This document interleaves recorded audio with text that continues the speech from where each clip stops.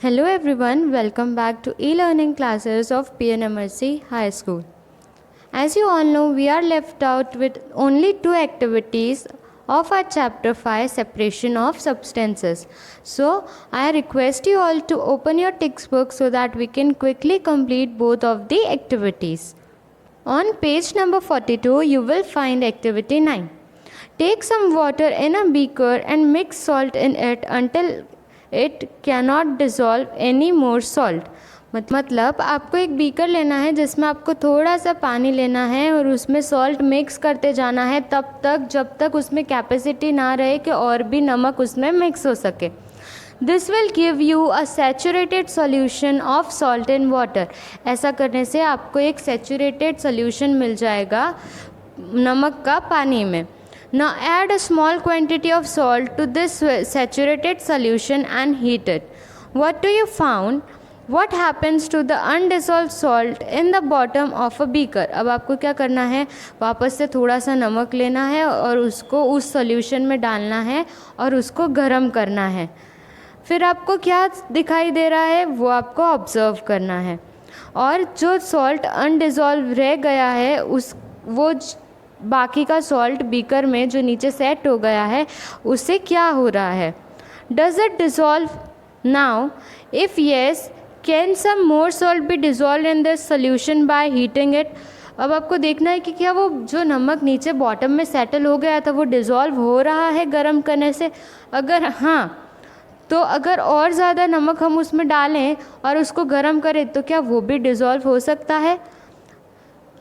Let this hot solution cool. ये जो गर्म किया था हमने सोल्यूशन, पानी जिसमें हमने नमक मिक्स किया था, उसको ठंडा होने देना. Does the salt appear to settle at the bottom of the beaker again? अब आपको देखना है कि जो सॉल्ट हमें दिख नहीं रहा था गर्म होने के टाइम, अब वो ठंडा हो गया तो क्या वो वापस से बीकर में नीचे जमा हो गया है. The activity suggests that larger quantity of salt can be dissolved in water on heating. हम ये एक्टिविटी से ये समझते हैं कि बहुत ज़्यादा क्वांटिटी में अगर नमक है तो उसको अगर हम पानी में हीट कर रहे हैं तो वो पानी में डिज़ोल्व हो जाएगा. Does water dissolve equal amounts of different soluble substance? Let's find out. This means क्या हम पानी में अलग अलग सॉल्युबल सब्सटेंसेस को डिज़ोल्व कर सकते हैं. Activity 10. Take 2 glasses and pour half a cup of water in each of them. अब हमें 2 ग्लास लेने हैं और उसे आधा आधा पानी से भर देना है. Add a teaspoon of salt to 1 glass and stir it. The salt dissolve. अब आपको एक ग्लास में 1 टीस्पून नमक डालना है और उसे मिक्स करना है. सॉल्ट क्या होगा उसमें डिज़ोल्व हो जाएगा. Go on adding salt 1 teaspoon at a time. आपको एक एक टीस्पून करके उसमें सॉल्ट डिज़ोल्व करते जाना है. Till the solution saturated. जब तक करना है तब तक उसमें और सॉल्ट डालने की कैपेसिटी ना रहे.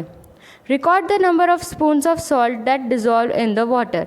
आपको अपने पास रिकॉर्ड करते जाना है कि कितने चम्मच नमक पूरी तरह से उतने पानी में घुल गया.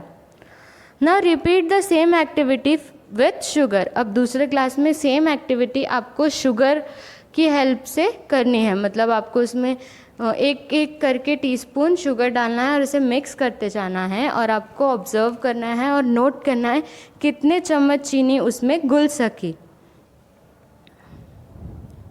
Repeat this with more other substances that are soluble in water. आप इन दोनों के अलावा और भी कोई सब्सटेंसेज ऐसे ले सकते हो जो पानी में डिज़ोल्व हो सके. What do you notice from table 5.2? Do you find that water dissolve different substances in different amounts? इससे आपको क्या पता चलेगा कि जो पानी है वो अलग अलग अमाउंट्स में अलग अलग चीज़ें अपने अंदर डिज़ोल्व करता है. अब आपको वहाँ पे जो टेबल दिया है उसमें आपको लिखना है कि कितने स्पून्स रिक्वायर थे या कितने स्पून्स डिज़ोल्व हो पाए. We have discussed a few methods of separation. Some of the methods of separation presented in this chapter are also used in a science laboratory.